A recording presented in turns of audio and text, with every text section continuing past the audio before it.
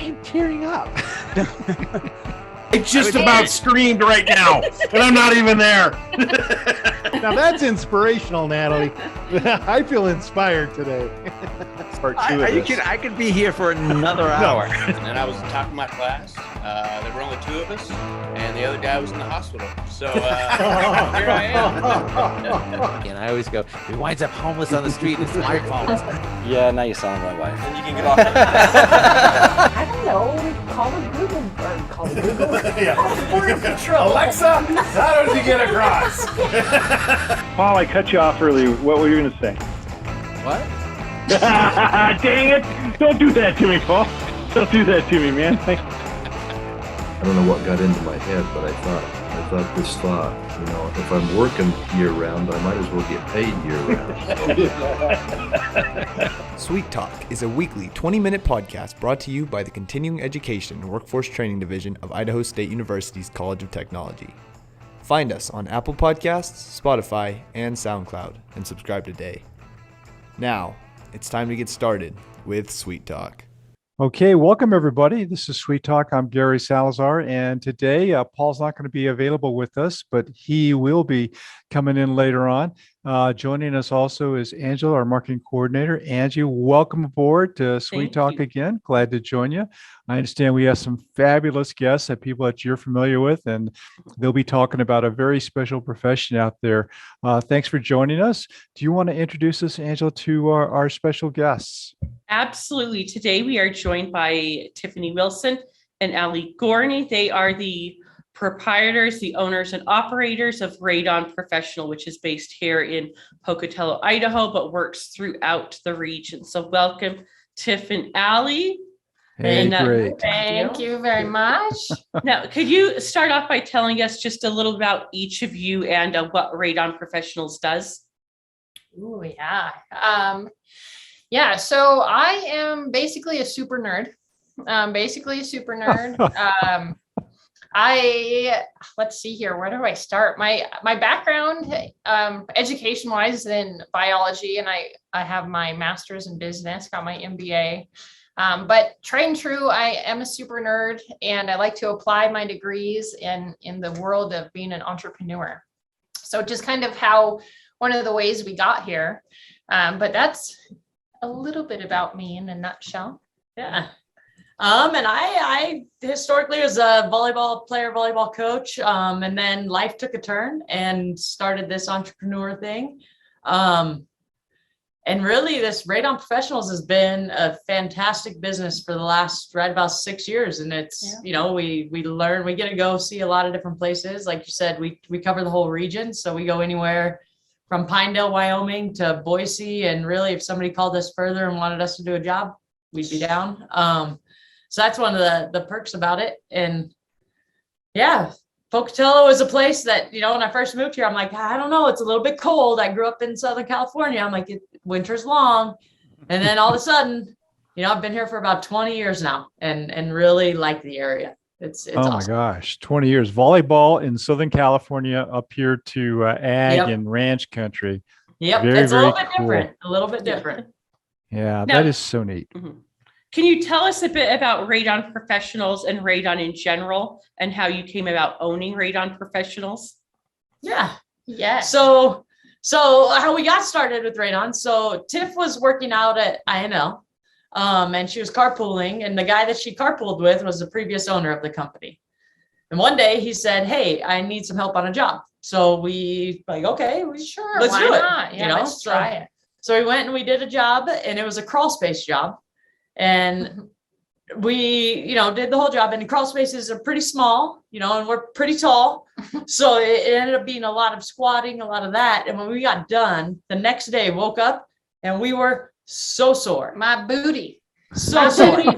So sore. And my first thought was like, okay, I could do this some more. Like, yeah, like we're working, it's physical, it's good, and it's providing a good service. And that's and from there, it just sort of snowballed into, it just kind of happened. Okay, the opportunity to purchase a company. And so then we took it over and have been rolling with it ever since. And radon, I'll let Tiff explain what radon is. Yeah, since I'm a super nerd. Yeah. Radon is a radioactive soil gas. It's naturally occurring. And in, well, much of the US, much across the earth, we have uranium-rich soils.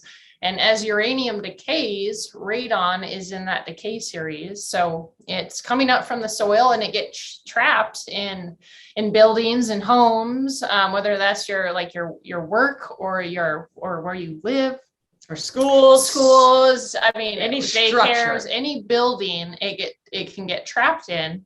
And radon is the leading cause of lung cancer among non-smokers. Mm-hmm. So yeah, it's I think accounts for about 21,000 deaths every year. Yeah. Oh, wow. Wow. I didn't know that. Wow. It's pretty significant. Yeah.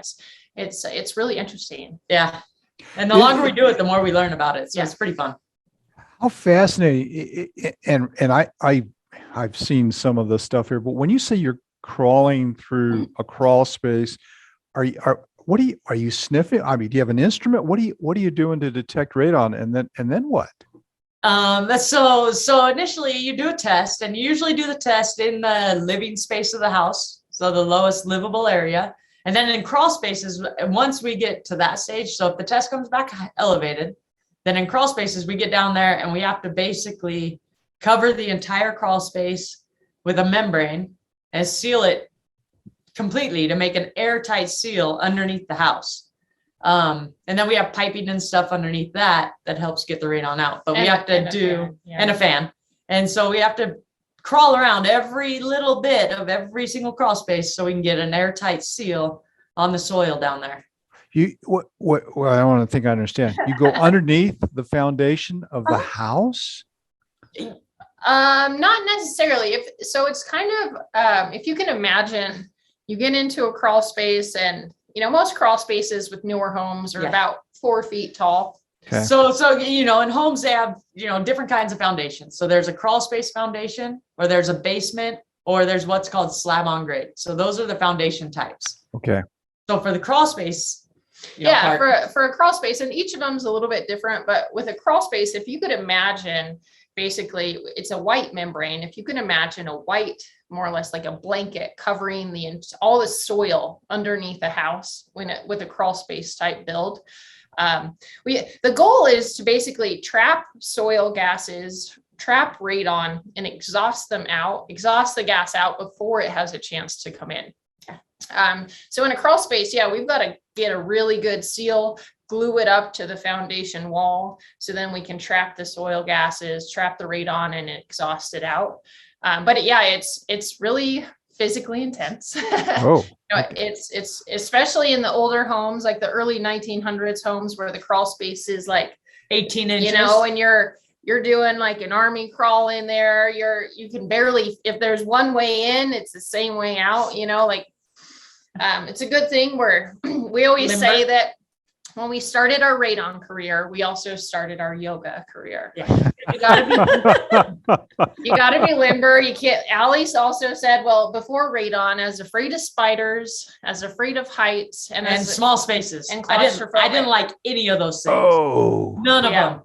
And then we had to go in crawl spaces, so I had to get over the spiders in the small spaces, and then we go up on the roof to do, some of the work up there. So it turns out those were all false fears. I'm not really afraid of any of them. They're all fine. Well, that's cool. This is probably a nerd question. I'm sorry. Oh yeah. Doesn't radon go out the windows? I mean, does it not go through glass, or That's is it? a great question, actually. So it's really interesting. So radon it's an alpha particle, so it's heavy and it doesn't travel very far. So what tends to happen is in the lowest level of your house, or in a crawl space, or in a basement, for example, radon tends to be higher in the lower levels, or it tends to settle in those lower levels. So if we lived in a climate, hypothetically, where it was warm all the time and we could have fresh air coming in and the windows are open, radon may not be as much of an issue. But here, especially in this region, because we have all seasons and it gets really cold, in the winter time or the colder months, radon levels are typically higher. So you see radon levels fluctuate throughout the seasons, but radon actually, what can stop it is something as simple as a piece of paper.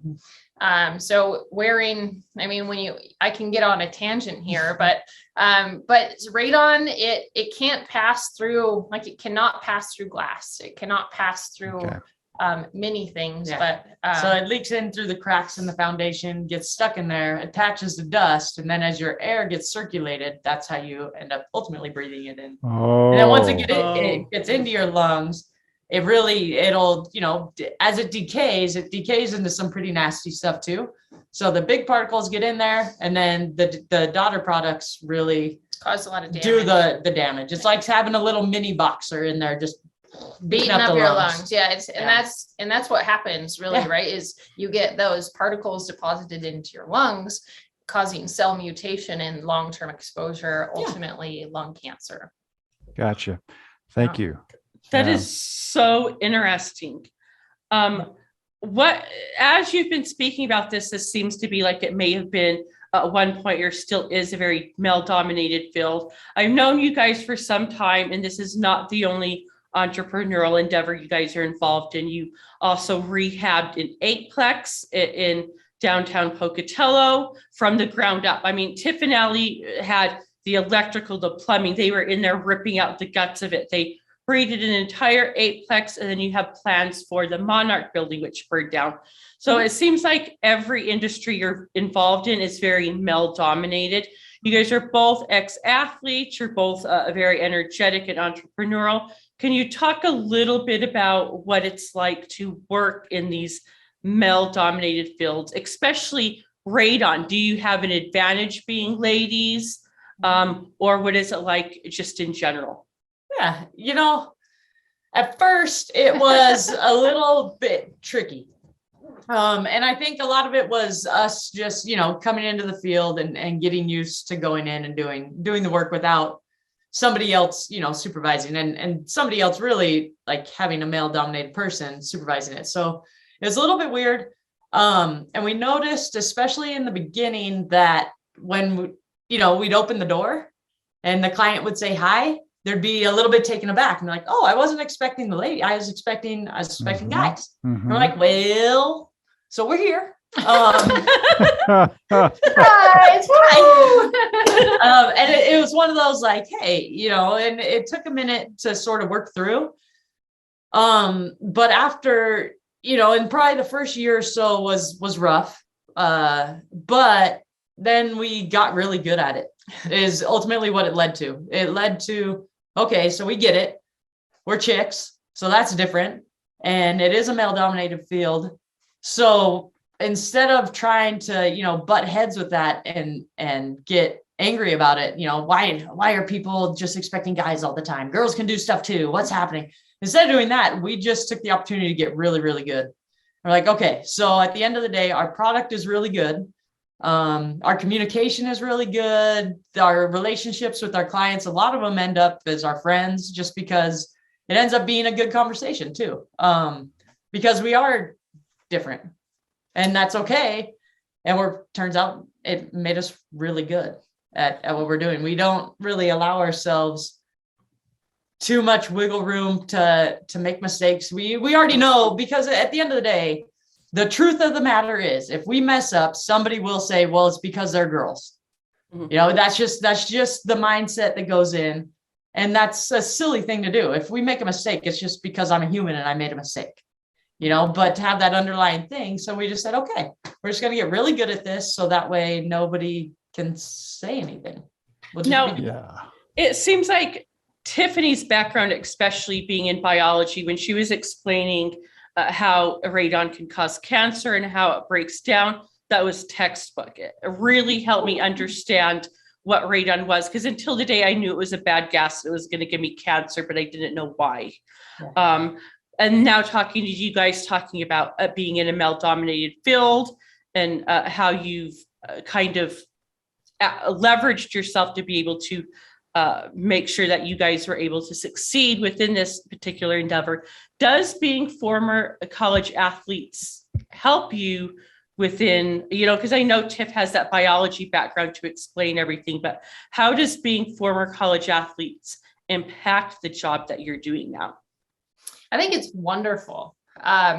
Beyond, we're kind of suckers for punishment, and we like that really physically intense, what we were talking about earlier with crawl spaces and how my booty was sore. I think it helps a lot. I mean, so many people admire the work ethic associated with an athlete.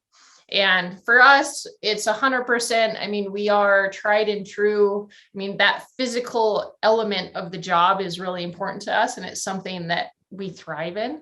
But it's also really nice, when you're talking with a client and you can strike up some conversation about the past and what we've done. It's really interesting. I think that's helped us a lot in a variety, like not just with Radon, but also with our other businesses as well. Because it is interesting, like I threw the javelin. Not very many people in general, like in the world, can say that I threw the javelin in college.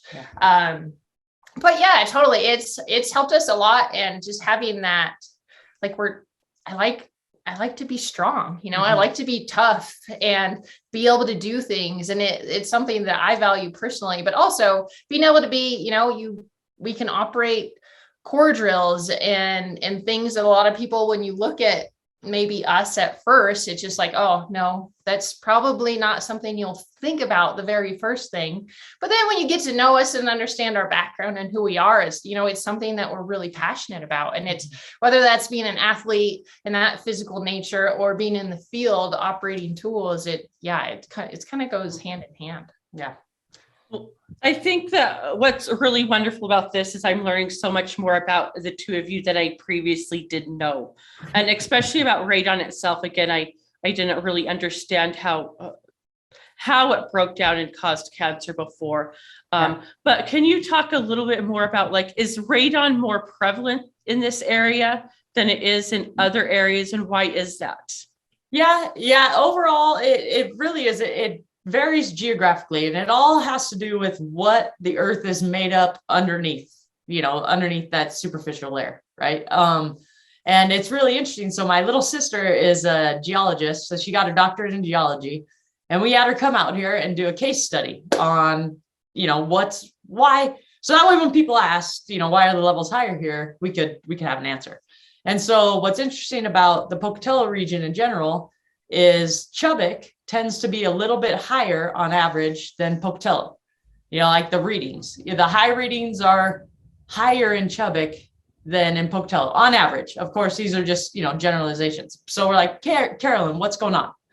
And she did a study and determined that, well, because the Bonneville flood, right, thousands and thousands and thousands of years ago, the way it came through the area and the way the sediment sort of settled, there's huge granite boulders underneath Chubbuck. And as granite decays, that's, radon is one of those decay products. So in this region, it tends to be higher just because of, in mountains, when you get to the core of mountains, what are they made of? Most time they're made of granite. So we're in this high hilly area. The Rocky Mountain states in general have these higher levels of radon. And so Southeast Idaho, this is on average about 2 out of 5 houses have three. Yeah, my bad. About 3 out of 5 houses have an elevated level, elevated radon level. But then the closer, like if you go over to Driggs and Jackson and Teton County, those averages, the numbers are even higher. Oh, wow. So it is pretty fascinating. It also, when you look at the Tetons, Grand Teton National Park, and you say, man, those are massive mountains, and you start to break down the geology, it totally makes sense. But the radon levels in the Teton County, both on the Idaho side and the Wyoming side, are also significant. We spend quite a bit of time just between here and Jackson doing radon testing and radon mitigation. Yeah. And like Tiff said before, our climate really dictates a lot of it. So the cold weather really does change the levels a lot, because number one, your house is closed up more. So the levels, can increase. And also as the ground freezes outside, the soil gases, the easiest place, they take the path of least resistance. So if the ground is frozen, they can't really escape through the ground very easy. So it ends up coming in through, concrete and your foundation. Now, if someone does want to get their home tested for radon or need some radon abatement, how would they go about getting a hold of you?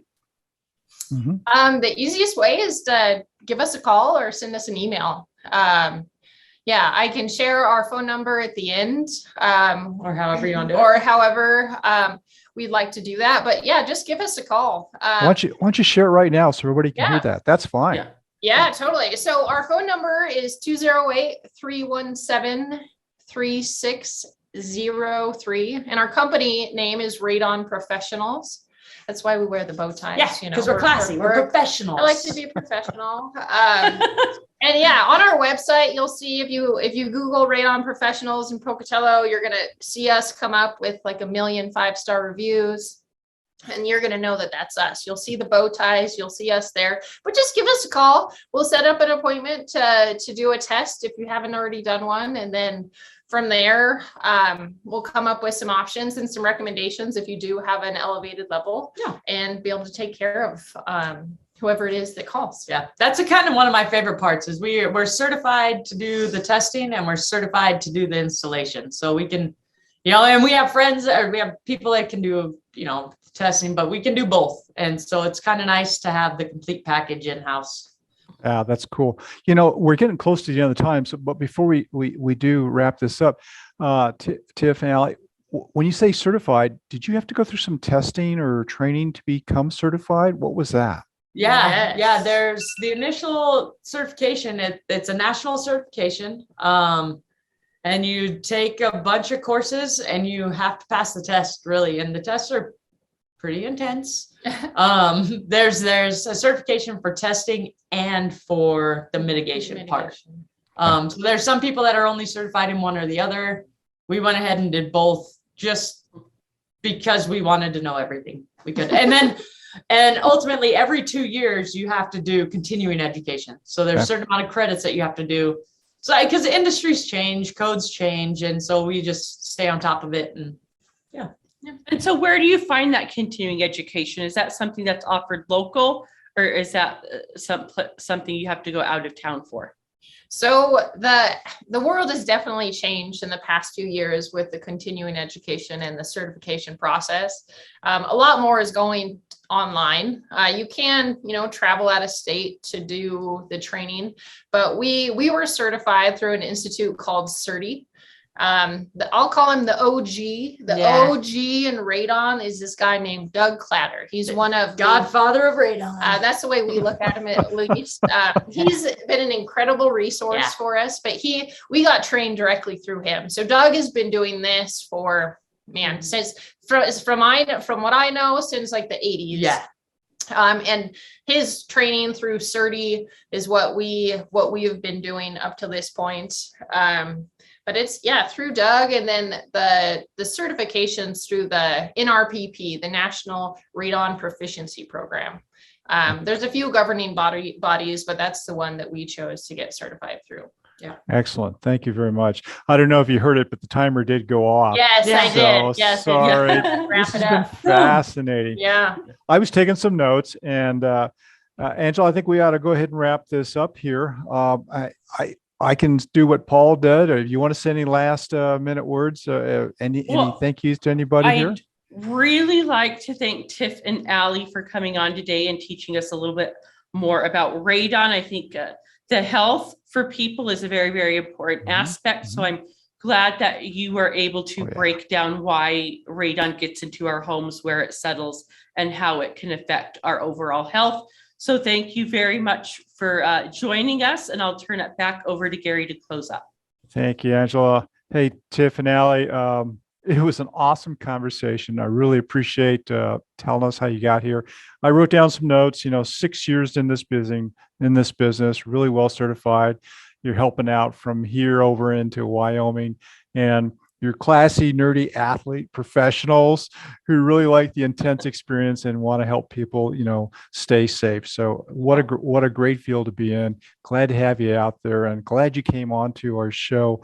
For everybody who's had a chance to listen and to this podcast, this is another fantastic example of people in our community who are helping others. So please take advantage. of that, reach out to them with the information they gave. The number is 208-317-3603, if I'm right. Also, we still appreciate all the feedback that we get from all of you in the audience. Please continue to do that. If you need to reach out to us, if you have a question for them and you want us to arrange that, please remember that you can call us at 208-282-3372 or reach us at our website, which is cetrain.isu.edu, or what Paul says, you can send us an email at cetrain@isu.edu. A fantastic session again, ladies. Appreciate that. You all have a great day. Good luck with your business. Let us know where else we can help you. And for all the rest of you out there, thanks for joining us on Sweet Talk. Have a great, safe weekend. Bye.